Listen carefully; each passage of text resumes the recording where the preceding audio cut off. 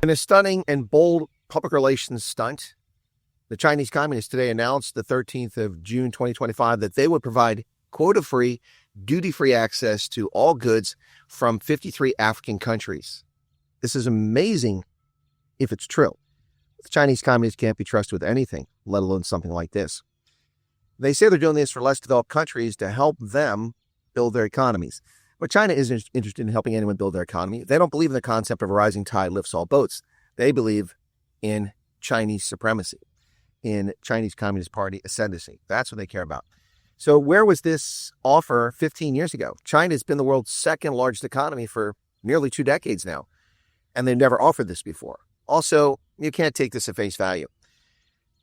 Quotas and tariffs are not the only barriers that the Chi-Coms put in place to prevent goods from getting in country. There's artificial barriers. There's all sorts of other things they put in place, policies that limit goods and services. So it's a brilliant PR stunt.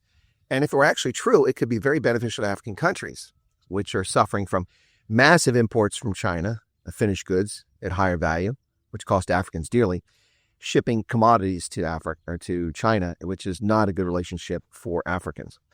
So this comes on the heels, of course, of President Trump's tariff war, tiff dispute with the world. And Africans can thank President Trump if, in fact, the Chinese are genuine about what they're doing. They can thank President Trump because the Chi-Coms are simply trying a PR stunt because of what Trump has done. Not because they genuinely care about Africans. Because if they cared about Africa, they would have done this 15 years ago. The United States, 25 years ago, offered African countries who agreed to good governance standards duty-free access to our marketplace, initially for 1,700 goods and services, eventually expanded to over 6,000 or 7,000 goods and services. And over 30 countries historically have taken part or participated in the Africa Growth and Opportunity Act, which is coming to an end this year because Congress has no appetite to renew it. But the Chi-Coms have never offered anything like that. Now, you could argue 25 years ago, their economy was still growing rapidly and they were a developing country. But as the world's second largest economy for at least 15 years, that argument wears thin. China doesn't care about Africa. They never have. Some of the biggest racists you'll ever come across live in the Chinese mainland, who hate black people and are unbelievably bigoted and racist towards black people. But the country itself doesn't care. The Chinese communists are users, and they're using Africans, and you're being a pawn. Yeah, when the United States offered duty-free access to African nations, no other country in the world followed suit. Not one. Only the United States did that.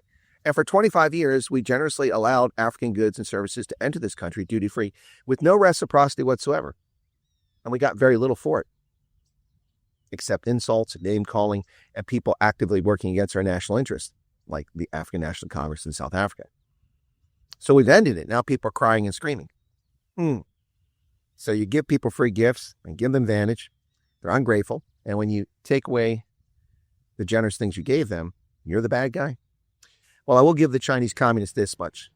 Brilliant move on their part, but I wouldn't hold my breath. This, to me, sounds a lot like Africa's African Continental Free Trade Agreement. Lots of hoo-ha, lots of big fanfare, and no substance.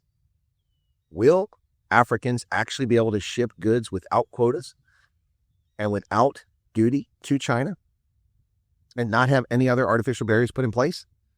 Well, that would be great. But folks, don't hold your breath, because you know what will happen? You'll just turn blue and pass out. What say you, folks? What do you say? I'm not buying it. Love to see it, but not buying it. And if it's genuine, if the Chinese are serious about this, they could really corner the market in Africa, because African producers will switch to shipping to China and take advantage of increased volumes and no duties, no tariffs, no quotas. Wouldn't that be wonderful for Africans to see? But don't count your chickens yet. Those eggs haven't hatched. Cheers.